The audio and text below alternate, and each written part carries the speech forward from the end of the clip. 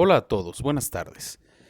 Antes que nada, quiero disculparme que esta clase sea en forma de video y no en vivo, debido a la baja calidad que tiene mi internet. Pero bueno, de todas maneras los voy a estar acompañando para que me hagan las preguntas en vivo y los voy a saludar desde el chat. Muy bien, el tema de hoy va a ser agroecología, substratos y trasplantes. Antes que nada, ¿qué es la agroecología? La agroecología se refiere a tomar principios de la ecología, en específico procesos ecológicos, tales como la formación de un ecosistema y las interacciones que van a llevarse a cabo en este ecosistema para aplicarlos a la agricultura. En este caso, la agroecología va a tomar la ecología y la va a aplicar a las parcelas. Es decir, vamos a pensar en una parcela como si fuera un ecosistema. ¿Y qué es un ecosistema? Un ecosistema va a ser la interacción, pues va a ser un sitio específico, un sitio geográfico, donde vamos a tener interacciones entre seres vivos y el medio ambiente. Muy bien. Entonces, pensando en esto, y para la clase de hoy, nos vamos a enfocar en tres procesos ecológicos.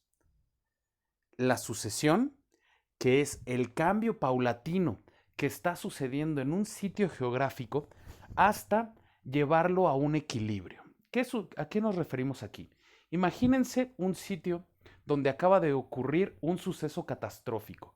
En la ecología le llamamos a ese suceso un disturbio.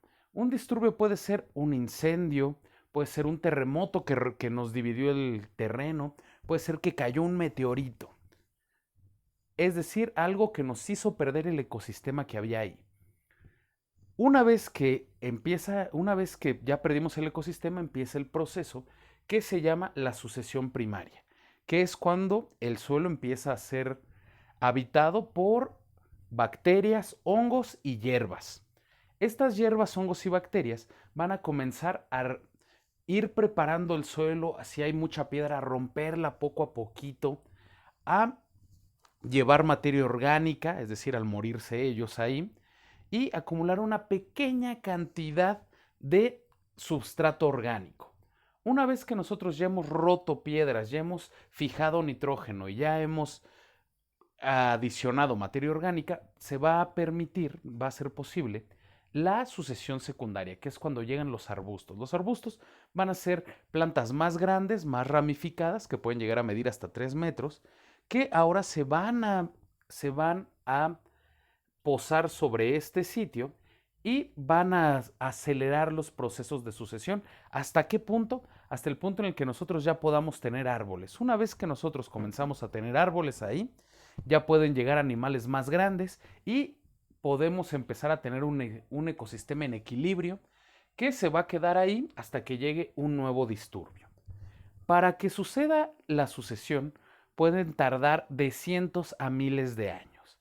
Entonces, ¿qué es lo que estamos haciendo? Bueno, ¿qué es lo que está pasando? Es que de manera natural, un sitio que perdió la fertilidad se está poco a poco volviendo a ser fértil para formar un nuevo ecosistema. También, el otro, ¿cómo se llama? El otro proceso que vamos a hablar son los ciclos biogeoquímicos. Aquí, por alguna extraña razón, me cambió el formato y no se ve, pero son ciclos biogeoquímicos. Esos ciclos se refieren al reciclaje que se hace de toda la materia en el planeta. Por ejemplo, uno de los más comunes que todos conocemos es el ciclo del agua. En el ciclo del agua vamos a tener un cuerpo de agua, el cual se está evaporando al momento de llegar a la atmósfera, ahí se enfría, se condensa, es decir, se va juntando y comienza a llover. El ciclo del agua puede tomar semanas, puede tomar meses o inclusive puede algunas veces más rápido y puede tomar unos cuantos días nada más. Vamos a tener ese mismo ciclo, por ejemplo, para el carbono, que el carbono que está en los seres vivos, cuando van muriendo, va regresando a la Tierra y ese carbón vuelve a estar disponible. También el nitrógeno, que lo vamos a tener en la atmósfera, y se fija un poco en el medio ambiente, perdón, en el suelo, cuando cae un rayo. O vamos a tener que algunas plantas, algunas bacterias, lo toman del gas de la atmósfera y los ponen sobre el suelo. Entonces, esos ciclos pueden tomar desde días hasta miles de años. ¿Qué ciclos son los que toman miles de años? Los ciclos de las rocas. ¿Por qué nos importa esto para la agricultura? De acuerdo a los procesos ambientales que estén en nuestro sitio, ya sean, ahora sí que, bueno, los ambientales, o los procesos que nosotros estemos haciendo, como adicionar fertilizantes, nosotros vamos a generar un nuevo ciclo de nutrientes, un nuevo ciclo biogeoquímico en nuestro jardín o en nuestras macetas. Y por último vamos a hablar de la pedogénesis, que es la formación del suelo. La formación del suelo lo que nos va a dar es, pues valga la redundancia, suelo. El suelo se forma normalmente por procesos de destrucción de rocas. ¿Qué es lo que las va a destruir? La erosión del viento, la erosión del agua, la erosión de personas con un pico rompiendo una piedra. Entonces, todo eso durante el tiempo nos va a generar un suelo arenoso, nos va a generar un suelo rocoso y esos suelos es donde se van a posar nuestras plantas. Muy bien. ¿Qué es lo importante de esto? La importancia de esto es que se están formando sustratos. ¿Qué va a ser un sustrato? Pues va a ser el suelo. Puede ser desde el bosque, puede ser un continente entero, puede ser nuestro jardín o puede ser la tierra que va a tener una de nuestras macetas. Entonces, ¿qué es lo que importa aquí?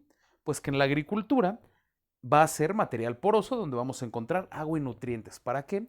Pues para que nuestra planta esté sana. Y obviamente ahí va a posar esas raíces y de ahí va a comer. Los sustratos van a estar compuestos de 3 partes, que es la parte sólida, que nos sirve para darle estabilidad a la raíz. En el caso de la hidroponía no vamos a tener esta parte.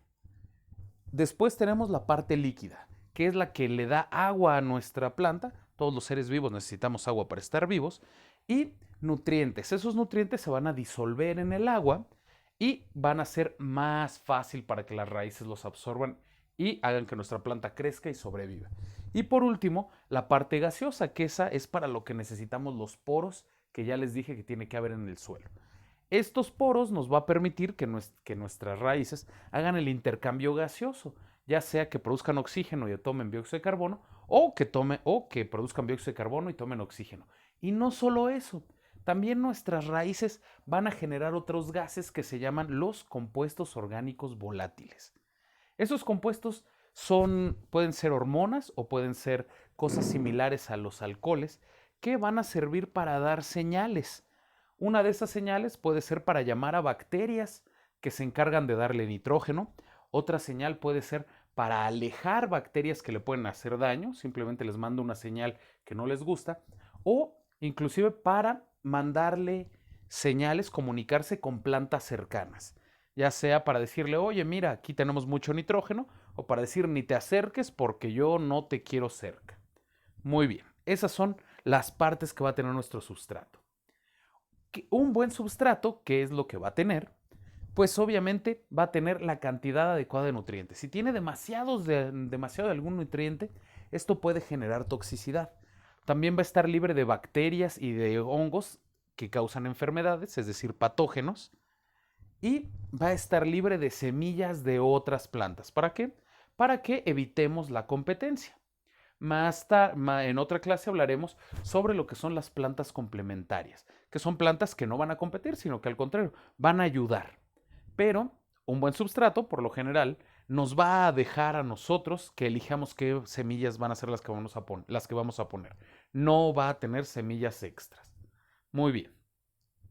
Dentro de estos sustratos tenemos el tipo de substratos que son orgánicos. Y cuando digo orgánicos, me refiero al término estricto de la palabra. ¿Qué es algo orgánico? Una materia orgánica es aquella que es producida por un ser vivo o que se deriva del cuerpo de un ser vivo.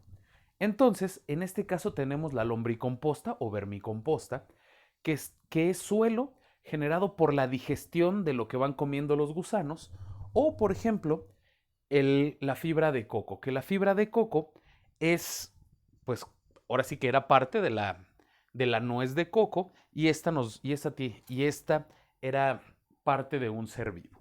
Muy bien. Entonces, dentro de estos substratos vamos a tener los 3 más importantes. El peat moss, o que es un musgo, sphagnum, ese es el sustrato más comúnmente usado porque es muy bueno. No es simplemente, no, ahora sí que no es pura suerte. Es un sustrato muy rico en nutrientes, que tiene una muy buena capacidad de absorber agua. También forma poros de tamaño adecuado para el intercambio gaseoso. El único problema que tiene ese es que no es de producción nacional, entonces lo tenemos que importar. Ese es el único problema que llega a tener. Por otro lado, la cáscara de coco o fibra de coco, ese tiene la ventaja de que hay mucho, es muy barato y lo producimos de manera nacional. Además, es una muy buena fuente de carbono para las plantas. ¿Cuáles son sus desventajas? Es que no tiene casi nutrientes. Además del carbono, no tiene nitrógeno, no tiene fósforo. Entonces, su principal atracción hacia nosotros va a ser uno, que es fácil de conseguir, dos, que es muy bueno reteniendo agua y además deja mucho espacio para el intercambio gaseoso, pero si lo utilizamos de más, es decir, si ponemos más de 50% de fibra de coco en nuestra preparación, vamos probablemente a hacer una planta con problemas de nutrición. Entonces es útil, pero no hay que abusar de él. Y por último tenemos la vermicomposta o lombricomposta, la cual va a estar dividida en dos tipos. En el humus, que es sólido, es tierra de gusano, y el lixiviado, que eso es una parte líquida. ¿Cuál es la ventaja del humus y del lixiviado? Ambos tienen muchos nutrientes, en específico nitratos y fosfatos. El nitrógeno es uno de los macronutrientes que más difícil, bueno, que más limitante se vuelve para las plantas. Y la lombricomposta y el lixiviado tienen bastante nitrógeno. Entonces ese les cae muy bien. Otra ventaja que tienen es que también a veces tienen hormonas las cuales van a estimular el crecimiento o la floración. Ahora sí que ya dependerá de lo que ustedes quieran ponerle y de lo que tengan ustedes disponible. Muy bien. Un substrato adecuado, ¿qué es lo que va a hacer? Pues obviamente va a tener una planta feliz, nos va a tener una planta sana y nos va a tener una planta productiva. Si logran, si tienen ustedes una planta con pocos nutrientes, lo que nos va a generar son frutos no tan grandes y semillas no bien desarrolladas. Entonces, un sustrato adecuado se va a asegurar de que nuestra planta nos dé frutos grandes y semillas buenas para volver a plantar después. ¿Qué vamos a hacer cuando nuestro substrato no es el adecuado? Obviamente, cuando el substrato no es el adecuado, vamos a tener desde que la planta se ve triste, desde que empieza a tener manchas y desde que no está produciendo ni está creciendo. Entonces, si está en un sustrato que no es adecuado, lo que tenemos que hacer es un trasplante. Vamos a tomar esa planta y la vamos a poner en un nuevo sitio. Entonces, antes que nada, hay que mencionarles que los trasplantes son antinaturales. En la naturaleza no vamos a tener que una planta se pare y busque un nuevo lugar. Las plantas se quedan en el lugar donde crecieron y ahí ven si sobreviven o no. Entonces, como es una cosa no natural, no tienen forma de reaccionar a esto que nosotros estamos haciendo, de tomarla en un sitio y replantarla en otro. Entonces, ¿qué va a pasar? La vamos a estresar. La manera en la que vamos a mantener la menor cantidad de estrés en una planta es teniendo todo listo antes de empezar. Entonces, antes de empezar, tenemos que tomar a nuestra planta y llevarla, todavía sin trasplantarla, al nuevo sitio donde la vamos a trasplantar. ¿Por qué? Porque las condiciones de temperatura, de aireación y de luz podrían ser distintas. Entonces, primero, antes de trasplantarla, hay que ver qué tal le cae el nuevo sitio donde la vamos a llevar. Eso es importante. Bueno, ya la tuvimos ahí un par de días y vemos que está feliz hasta donde se puede por la falta de nutrientes que puede llegar a tener. Y una vez que ya vimos que no le va a caer mal, lo que vamos a hacer es tener nuestra maceta lista. O si vamos a trasplantar en jardín, tener el hoyo ya listo. ¿Qué es importante de hacer tanto para la maceta como para el hoyo? Es ver que tenga el tamaño adecuado de acuerdo al tipo de planta y sabiendo qué tanto va a crecer y ver que tenga la profundidad adecuada. Otra cosa también muy importante es que cuando vayamos a hacer el trasplante, tenemos que asegurarnos de poner un poco de tierra, puede ser lombricomposta, puede ser peat moss, de tierra que sea muy fértil para asegurarnos que sí le vaya a caer bien el trasplante y además la tenemos que tener húmeda. No mojada, solamente húmeda. ¿Por qué? Porque cuando tú pasas una planta a tierra seca, la tierra inmediatamente absorbe la humedad para intentar llegar a un equilibrio osmótico. Y si la humedad está en las raíces, esa tierra te va a secar las raíces de tu planta. Y te puede meter en problemas. Muy bien. Esto se llama la crisis del trasplante. Cuando tú pasas a tu planta del lugar, pues va a estar estresada. Y ese estrés, ¿en qué se va a ver? ¿Dónde lo vamos a ver? En el crecimiento. Cuando la pasas, usualmente van a dejar de crecer por lo menos un tiempo. ¿Por qué? Porque van a estar estresadas. Tienen que darse cuenta que el nuevo sitio en el que van a estar las va a tratar bien. Viendo el lado bueno, es que a veces cuando se estresa una planta, de repente empieza a gastar toda su energía en dejar de crecer, pero comienza a intentar reproducirse para generar semilla y asegurarse que su descendencia sobreviva. Entonces, algunas plantas van a generar fruta o van a generar flor cuando estén estresadas. Ya dependerá del tipo de planta que estemos usando. Muy bien. Entonces, vamos a tener dos tipos de trasplante. El trasplante con cepellón. El cepellón se refiere a a una buena parte de la tierra de la planta, no solo la raíz, es decir, vamos a hacer un trasplante de una planta con todo y la tierra que la rodea. Eso es la forma ideal de trasplantar. ¿Por qué? Porque se va a estresar lo menos posible. De esa manera lo único que vamos a romper van a ser pequeñas raíces. Es decir, vamos a tener las raíces principales, que son las grandes, y vamos a tener las micro raíces, que esas simplemente la planta las está lanzando para ver hacia dónde más puede crecer y hacia dónde más hay nutrientes. Entonces, cuando se rompen esas, la planta se estresa un poco, pero no tanto como si se rompiera una raíz principal. Muy bien, entonces, ¿qué ventajas va a tener hacer esto? Pues en primer lugar, que lo podemos hacer en cualquier tiempo del año. Nuestra planta va a tener poco estrés, se puede hacer en cualquier momento y casi el 100% de las veces nuestra planta va a sobrevivir sin mayor problema, siempre y cuando la hayamos aclimatado previamente. Muy bien. El otro tipo es el trasplante de raíz desnuda. Este tipo de trasplante tiene puras desventajas. ¿Cuál es el asunto? Que principalmente con árboles es lo que vamos a tener que hacer. ¿Por qué? Porque va a haber algunos tipos de planta que sea muy difícil por el tamaño de la raíz llevarnos toda la tierra de lado. Bueno, no solo por el tamaño de la raíz, sino por el tipo. Va a haber algunas que su raíz es muy somera y al momento de quitarla nos vamos a llevar solamente la raíz y muy poca tierra. Ese tipo de plantas se nos van a estresar mucho.